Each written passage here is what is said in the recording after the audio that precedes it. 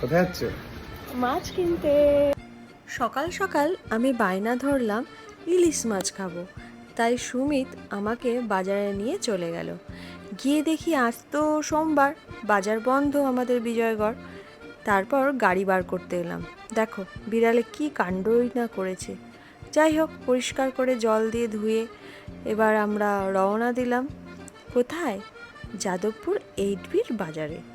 ওইখান থেকে আমরা মাছ কিনবো ভাবলাম, তো চলে এলাম।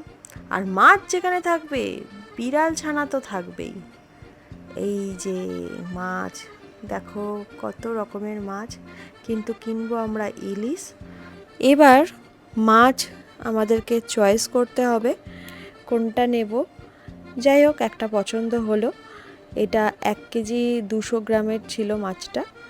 ইলিশ মাছ হলো তো মাছের রাজা, আর আমাদের বাঙালিদের কাছে ইলিশ মাছ ভীষণ প্রিয়।